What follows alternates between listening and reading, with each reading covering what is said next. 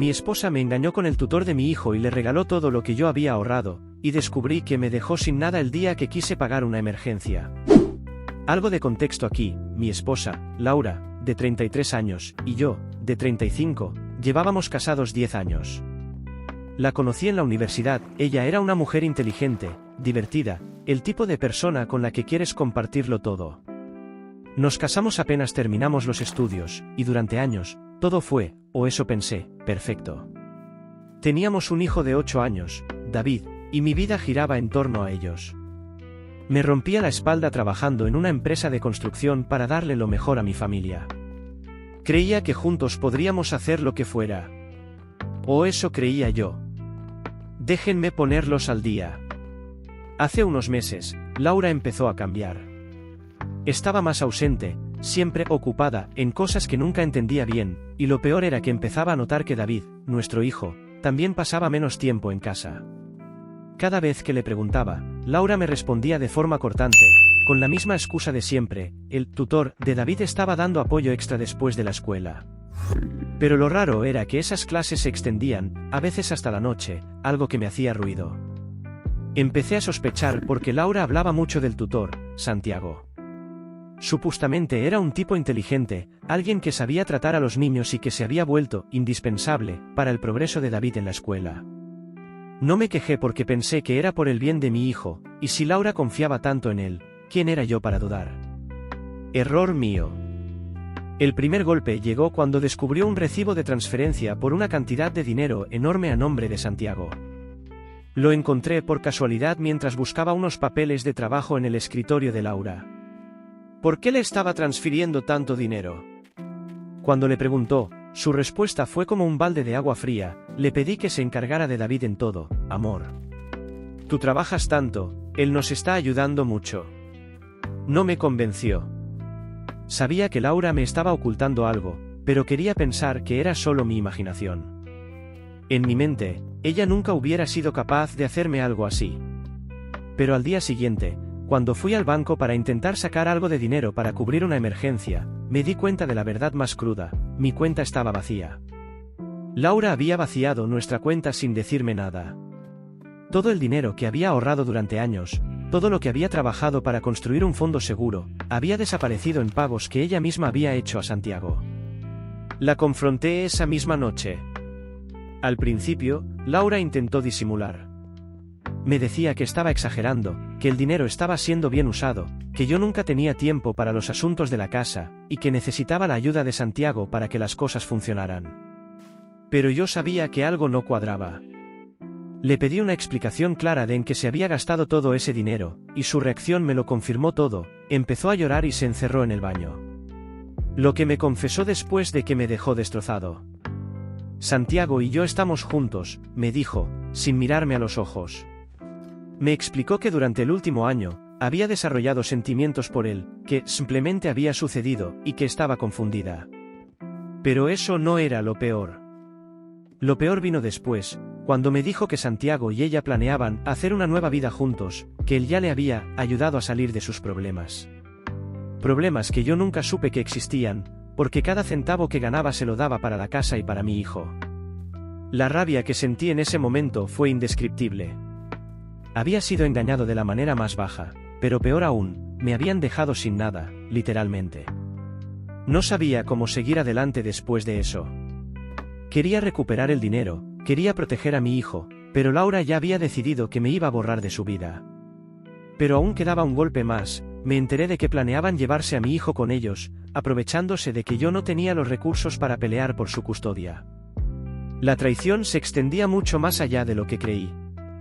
Laura había planeado todo: el dinero, el divorcio, quedarse con David y hacer una vida nueva con Santiago, mientras yo, el que lo había dado todo, quedaba con las manos vacías. Pasaron días antes de que pudiera procesar lo que Laura había hecho. Me había dejado en la ruina, y para colmo, ahora planeaba llevarse a mi hijo, mi único motivo para seguir adelante. Estaba perdido y sin saber qué hacer. Apenas tenía dinero para pagar mis gastos básicos, y cada vez que intentaba hablar con ella, solo encontraba indiferencia. Para Laura, parecía que todo estaba claro: ella y Santiago se llevarían a David y yo debía aceptarlo como si nada. Algo dentro de mí se rompió. No iba a dejar que me arrebataran a mi hijo así de fácil. Sabía que la situación era complicada, que sin dinero sería muy difícil pelear legalmente por la custodia, pero estaba decidido a no rendirme. Un día, mientras trabajaba, recibí una llamada de David. Al principio pensé que solo quería decirme algo del colegio o contarme alguna historia, pero en cuanto escuché su voz, supe que algo estaba mal. Me dijo que estaba en casa de Santiago, y que Laura le había dicho que estarían mejor los tres juntos, que papá ya no iba a estar con ellos. Sentí como si me atravesaran el pecho. Mi propio hijo me estaba diciendo que Laura y Santiago lo estaban convenciendo de que yo ya no formaba parte de su vida. No sabía cómo responder. Intenté calmarme y le dije a David que lo amaba, que siempre estaría para él. Colgué la llamada con un nudo en la garganta y un fuego que me ardía por dentro. Decidí enfrentarme a Laura y Santiago. Esa noche, me presenté en su casa. Sabía que si no lo hacía, ellos se saldrían con la suya. Cuando toqué la puerta y Santiago me abrió, tenía esa mirada de superioridad que siempre me molestó. Disfrutar parecía de la situación, como si hubiera ganado alguna especie de juego. Pero para mí, esto no era un juego, era mi vida, y lo que estaba en juego era mi familia. Le pedí hablar con Laura en privado, pero Santiago insistió en quedarse. No me importó.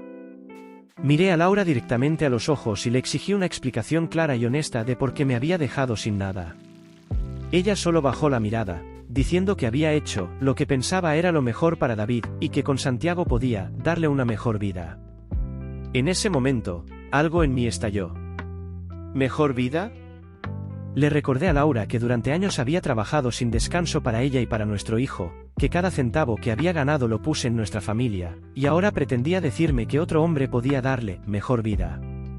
Pero la conversación se puso aún peor cuando Santiago intervino y me soltó que ahora David era su hijo también.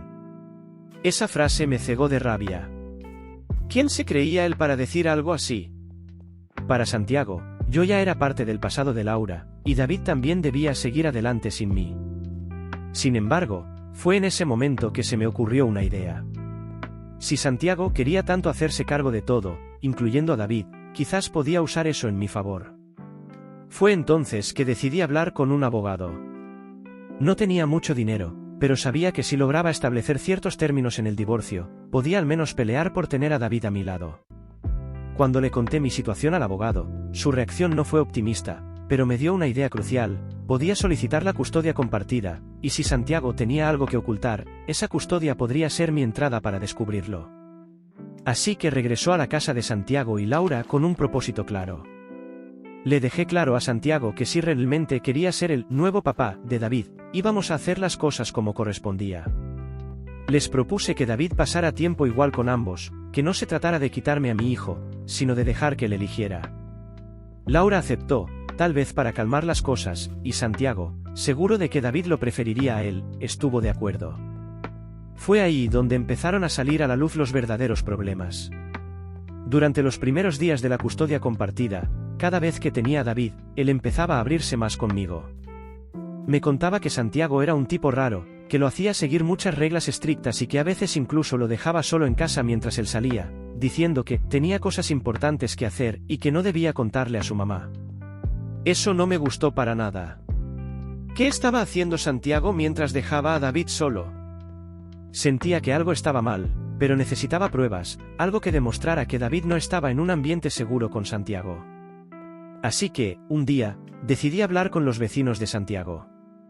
Quería saber si alguien había visto algo extraño. La información que obtuve fue lo que me faltaba para tomar una decisión.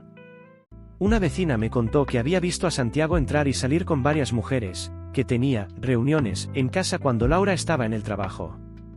Ahí lo entendí todo. Santiago no solo estaba manipulando a Laura y David, sino que claramente estaba usando el dinero que Laura le había dado, el dinero que yo había ahorrado, para mantener una doble vida.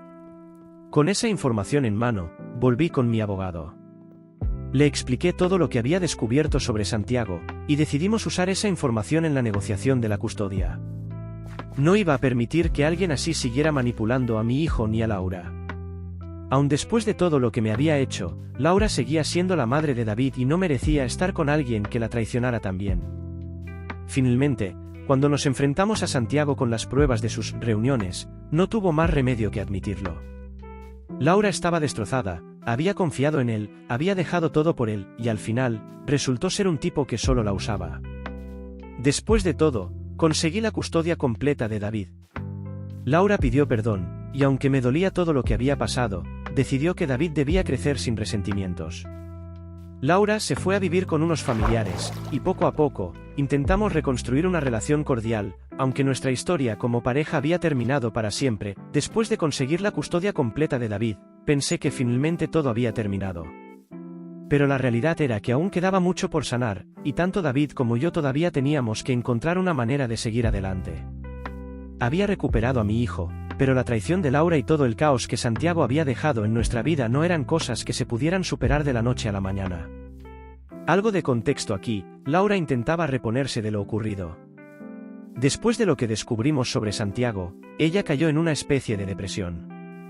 No era fácil para ella, y aunque no la justificaba, en el fondo sabía que había sido víctima de las manipulaciones de ese hombre, igual que yo.